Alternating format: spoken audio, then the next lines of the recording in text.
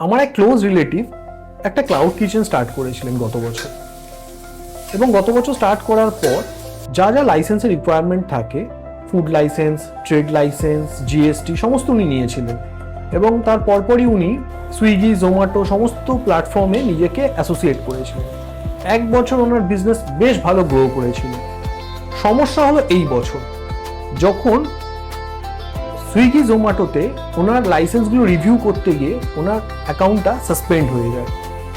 এমন অবস্থায় উনি আমার সাথে যোগাযোগ করেন এবং আমরা দেখি ওনার ফুড লাইসেন্সটা এক্সপায়ার হয়ে গেছে এবং সেটা রিনিউয়াল করা হয়নি। সেই কারণে ওনার সমস্ত অ্যাকাউন্ট সাসপেন্ড করে দেওয়া হয়েছিল।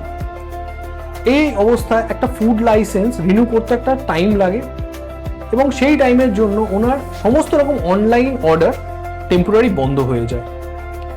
তার পরবর্তীকালে উনি ওনার লাইসেন্স রিনিউ করে যখন জমা দেন, আবার স্বাভাবিক ওনার অর্ডার আসতে শুরু করে।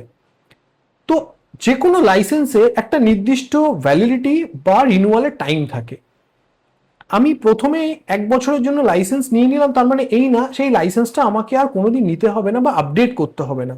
প্রত্যেক বছরে বা যে কোনো লাইসেন্সে নির্দিষ্ট সময় থাকে, সেই সময়ের অন্তর অন্তর সেই লাইসেন্সটা রিনিউয়াল করা ম্যান্ডেটরি।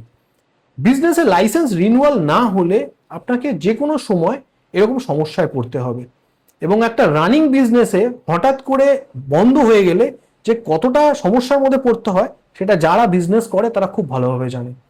তাই লাইসেন্স করার পর সেই লাইসেন্সের নির্দিষ্ট মেয়াদ সেটা সবসময় মাথায় রাখবেন, এবং মেয়াদের অন্তত 15 থেকে 1 মাস আগে সেই লাইসেন্সটা রিনিউয়ালের জন্য আপনি চিন্তা ভাবনা করবেন। কোনো কোয়ারিজ থাকে আপনি আমাদের সাথে সরাসরি যোগাযোগ করতে পারেন। আমরা নতুন licence as well as renewal পুরো পার্টটাই হ্যান্ডেল করি। Thank you.